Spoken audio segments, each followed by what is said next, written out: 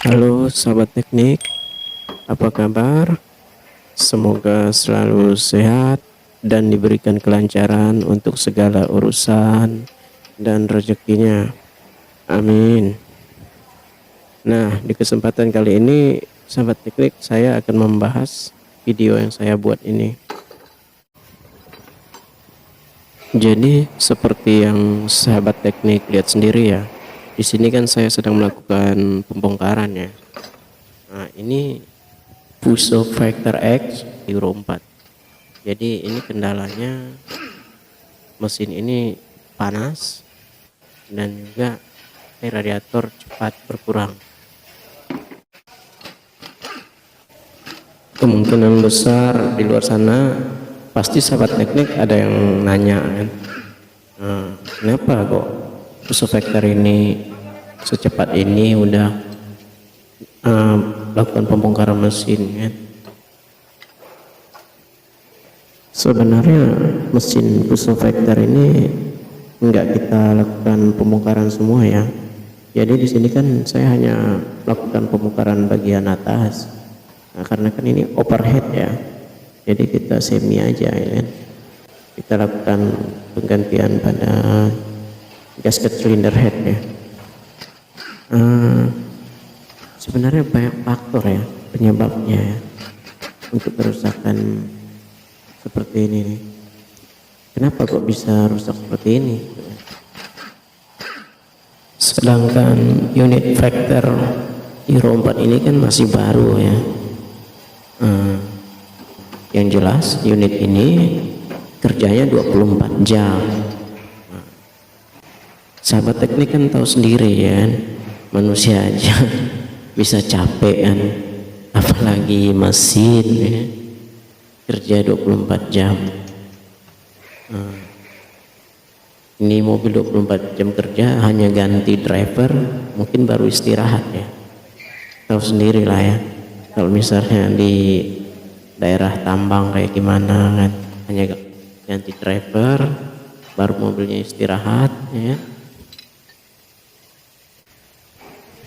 Yang jelas yang namanya kerusakan kendaraan itu banyak faktor ya. Ya intinya kalau misalnya unit itu kerjanya 24 jam ya harus rajin untuk mengontrol ya, terutama dari servis-servis ringan lah yang perlu diperhatikan. Oli mesin misalnya kan, itu kan juga perlu diperhatikan untuk pelumasannya. Apalagi untuk kasus yang seperti ini overhead, ini kan pastinya tuh ada kekurangan untuk air radiatornya atau apa, atau di mana terjadi kebocorannya. Saran saya untuk sahabat teknik, rajin-rajin sih untuk melakukan pengontrolan pada kendaraannya, terutama dari pelumasan, sistem pendingin. Untuk pelumasan itu dampaknya sangat besar ya untuk pelumasan ini. Apalagi misalnya olinya berkurang ya kan, wah ini bahaya. Kalau misalnya sempat olinya berkurang atau sampai dibiarkan kan ada kebocoran, bisa-bisa kan kering olinya. Apalagi unitnya misalnya 24 jam kerja, ini risikonya sangat besar ini.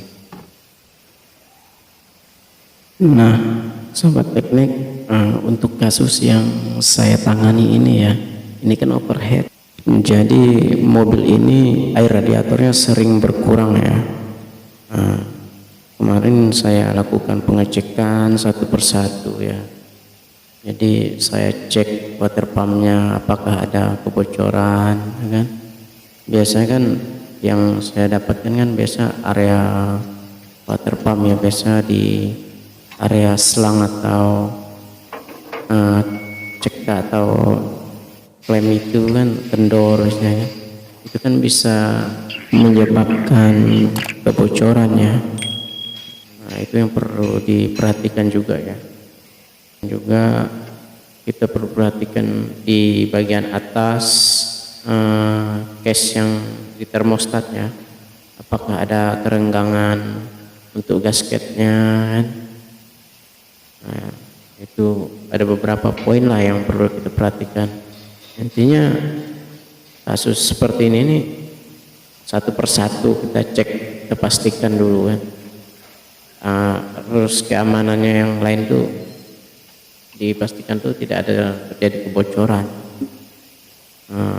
Lalu lanjut ke radiatornya, kita cek juga apakah ada kebocoran.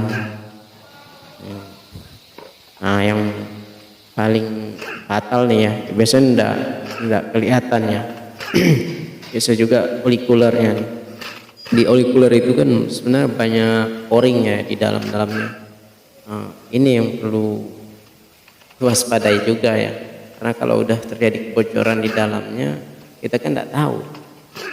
Kita lihat dari luar itu bagus, ternyata di dalamnya itu ada kebocoran.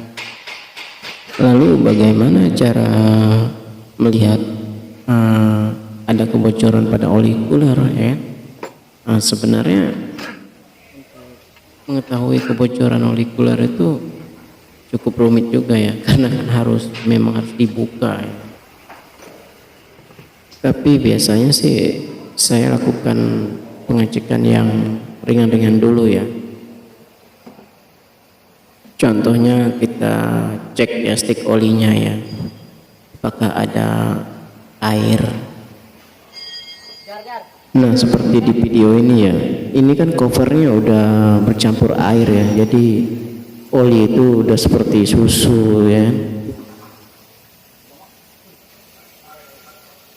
Kalau misalnya sahabat teknik menemukan ada yang aneh ya kan pada stick oli, ya sahabat teknik langsung buka aja drain plug-nya ya kan. Ditampung olinya, kita lihat, kita perhatikan memang oli udah bercampur dengan air ya kan. Kalau misalnya bercampur dengan air, otomatis oli itu pasti seperti susu. Oh iya sahabat teknik, untuk radiatornya jangan lupa dicek pakai pompa ya. Jadi ada alatnya khusus untuk melakukan pompa, khusus mengetahui kebocoran ya. Dan untuk tutupnya pun juga dipompa ya, apakah ada kebocoran ya kan. Nah, di sini saya akan memberikan beberapa poin ya untuk pengecekan dalam kasus air radiator atau coolant cepat habis atau berkurang ya. Yang pertama itu water pump ya, yang kedua itu termostat, juga perlu perhatikan, radiator, lalu oli cooler dan cylinder head ya, yang biasanya kita perhatikan.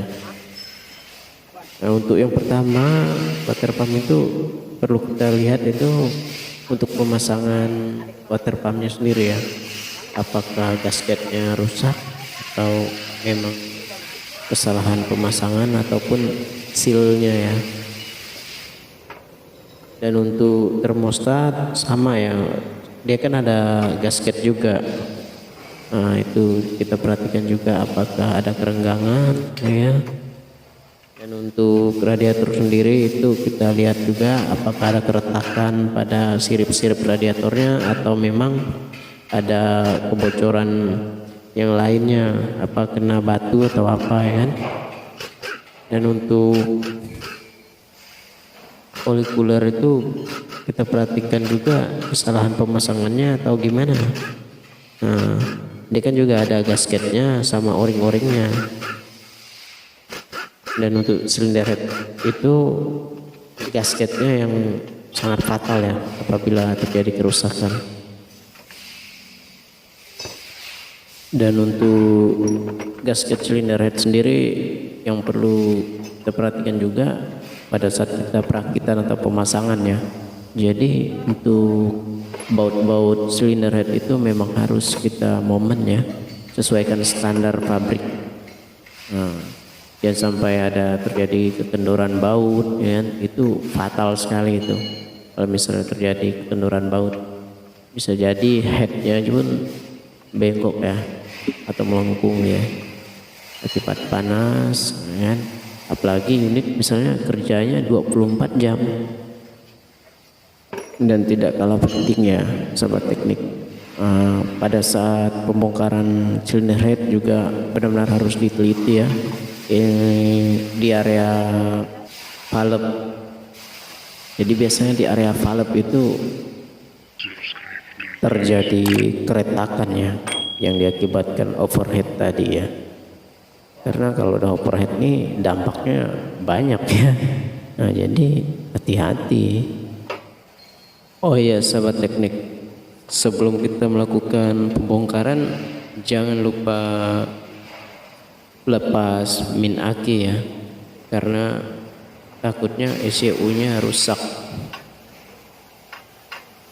Oke lah sahabat teknikku, begitulah sedikit cerita ya, penjelasan video yang saya buat. Semoga apa yang saya sampaikan ini bermanfaat buat sahabat teknik, dan saya minta maaf jika ada kekurangan dalam penyampaian saya. Dan apabila suaranya berisik ya atau tidak jelas ya harap maklum ya, karena di sini saya menggunakan mic headset ya untuk merekam suara, dan untuk kameranya sendiri saya menggunakan handphone ya, jadi HP Oppo F9. Jadi kalau memang videonya kurang jelas ya maklumin saja ya. Dan untuk sahabat teknik yang sudah senior ya, silakanlah bergabung untuk berbagi ilmunya. Untuk sahabat teknik yang belum bergabung, silakan subscribe, like ya. Jadi mohon dukungannya untuk channel saya. Semoga apa yang saya sampaikan ini benar-benar bermanfaat untuk pemula.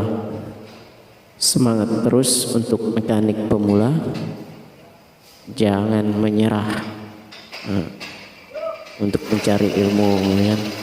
Sekarang dunia udah canggih, internet pun udah banyak ya untuk mencari ilmu, khususnya untuk anak-anak STM yang udah lulus. Jangan menyerah pada saat mencari rezeki ya, melalui dunia otomotif.